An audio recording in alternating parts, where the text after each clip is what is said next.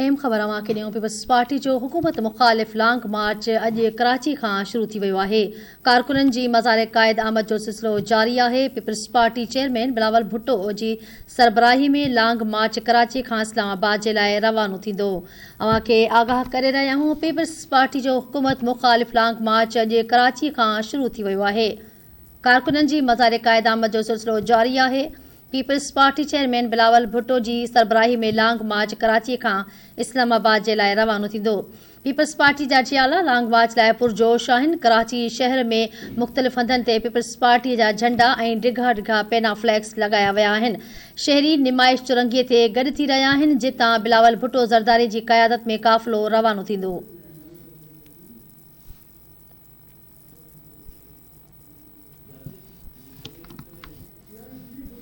अवां खे आगाह करे रहिया आहियूं। पीपल्स पार्टी हुकूमत मुख़ालिफ़ लॉन्ग मार्च कराची खां शुरू थी वियो आहे। कारकुननि जी मज़ार क़ाइद आमद जो सिलसिलो जारी आहे। Peoples party chairman Bilawal Bhutto सरबराही में लॉन्ग मार्च कराची खां इस्लामाबाद लाइ रवानो थींदो, जंहिं ते पीपल्स पार्टी जा जियाला जीए भुट्टो जा नारा हणंदे लॉन्ग मार्च ॾांहुं मज़ार क़ाइद ॾांहुं वञी रहिया आहिनि। कराची शहर मुख़्तलिफ़ हंधनि ते पीपल्स पार्टी जा झंडा ऐं डिघा पेना फ्लैग्स लॻाया विया आहिनि। शहरी निमाइश चौरंगीअ ते जीए भुट्टो जे नारनि सां जमा थी रहिया आहिनि।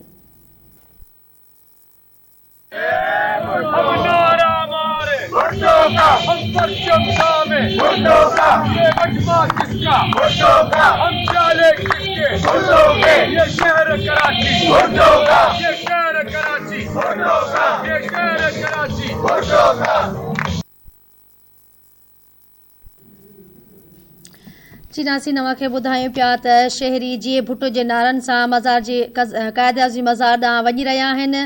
पीपी चेयरमैन बिलावल भुट्टो ज़रदारी जी क़यादत में जेको मार्च आहे उहो इस्लामाबाद ॾांहुं रवानो थींदो।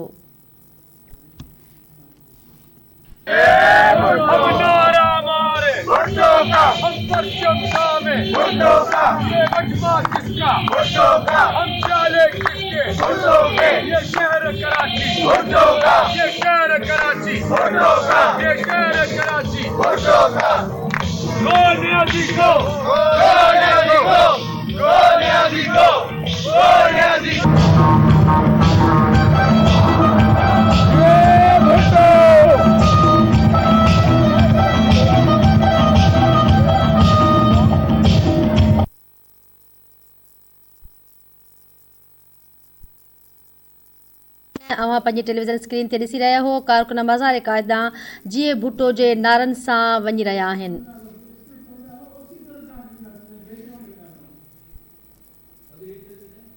जी नाज़रीन, पीपल्स पार्टी को हुकूमत मुख़ालिफ़ लॉन्ग मार्च आहे अॼु कराची खां शुरू थी वियो आहे।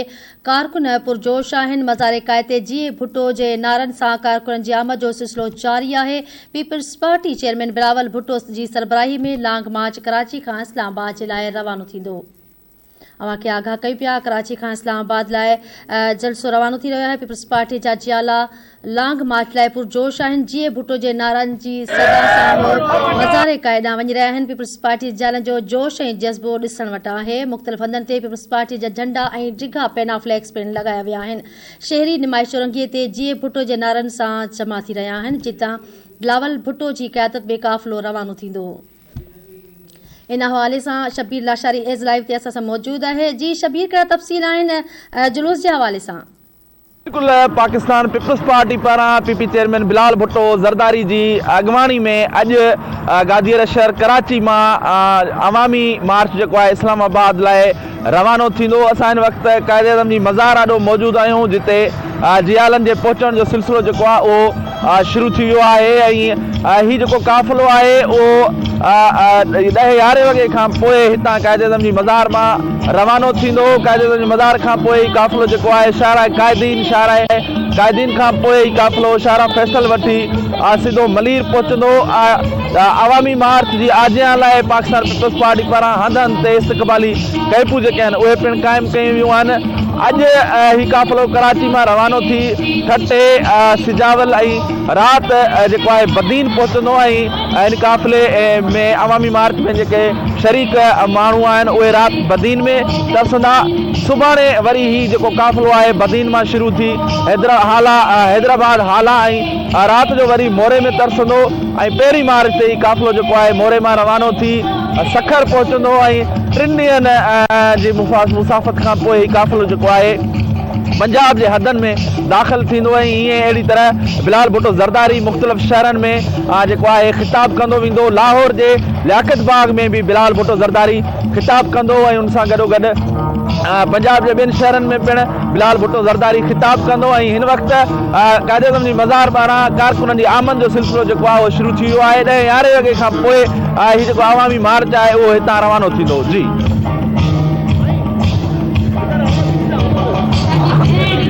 अदाणी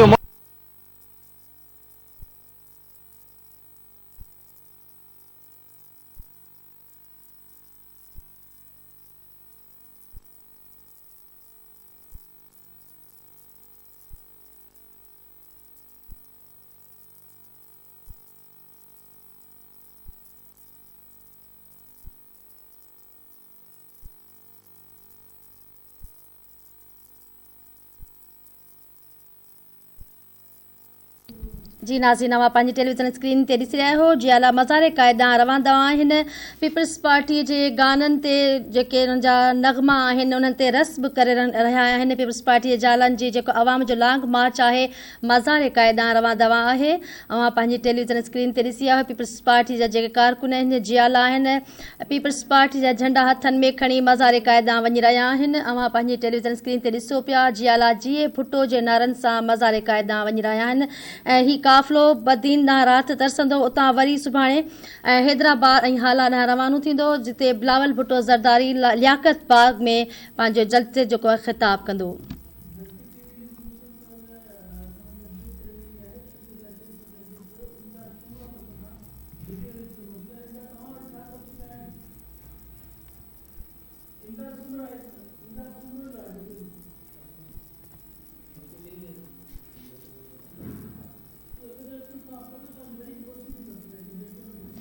नाज़रीन, शहरी नुमाइश चौरंगी ते गॾु थी रहिया आहिनि जितां बिलावल भुट्टो ज़रदारी जी क़यादत में काफ़िलो रवानो थींदो। पीपल्स पार्टी जो हुकूमत मुख़ालिफ़ लॉन्ग मार्च कराची खां शुरू थी वियो आहे। इन हवाले सां इमदाद सुमरा सां वीडियो लिंक ते मौजूदु आहे। जी इमदाद सुमरा, कहिड़ा तफ़सील आहिनि?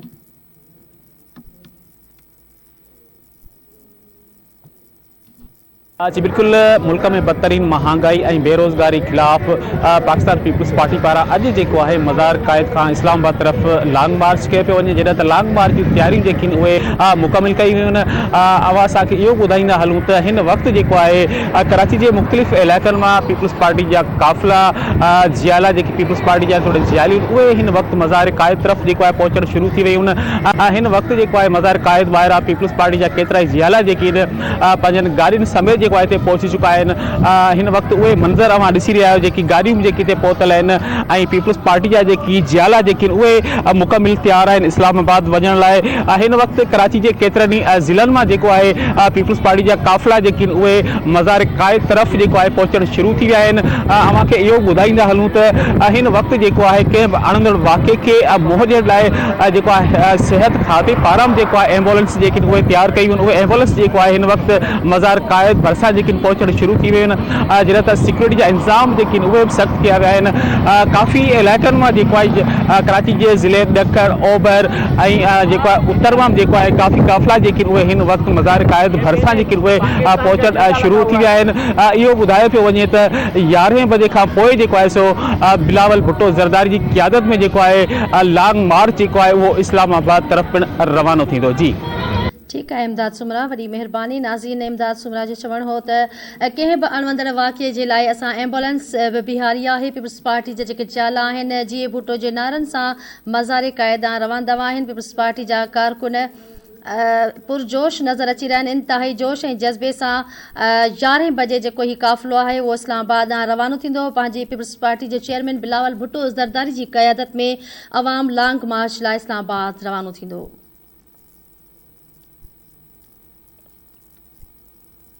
पीपल्स पार्टी जो हुकूमत मुखालिफ़ लॉन्ग मार्च अॼु कराची खां शुरू थी वियो आहे। कारकुननि जी मज़ार क़ाइद आमद जो सिलसिलो जारी आहे।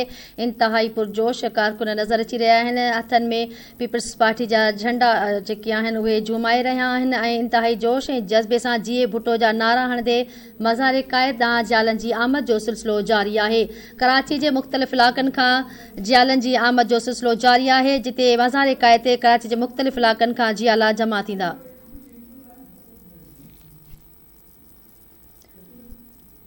जी नाज़रीन, कराची जे मुख़्तलिफ़ इलाइक़नि खां जियाला मज़ार क़ाइद ते गॾु थी रहिया आहिनि। जियालनि जो जेको जोश ऐं जज़्बो आहे इंतहाई ॾिसण वटि आहे। इंतहाई जोश ऐं जज़्बे सां उहो मज़ार क़ाइद ॾांहुं जीए भुट्टो जे नारनि सां गॾु थी रहिया आहिनि। Peoples party chairman Bilawal Bhutto जी सरबराही में लॉन्ग मार्च कराची खां इस्लामाबाद जे लाइ जेको अवाम आहे रवानो थींदो। पीपल्स पार्टी जा जियाला लॉन्ग मार्च लाइ पुरजोश आहिनि।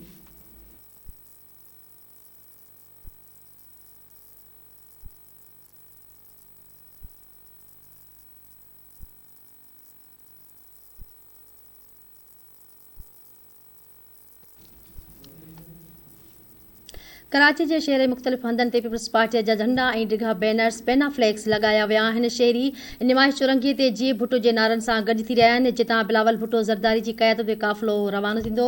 अव्हांखे ॿुधायूं पिया पीपल्स पार्टी जो हुकूमत मुखालिफ़ लॉन्ग मार्च अॼु कराची खां 11 वॻे रवानो थींदो। इन सां गॾु नाज़रीन असांखे अपडेट तव्हांखे असां ॾींदा रहंदासीं। फ़ौज़िया जाज़ खे ॾींदा इजाज़त। अल्लाह निगहबान।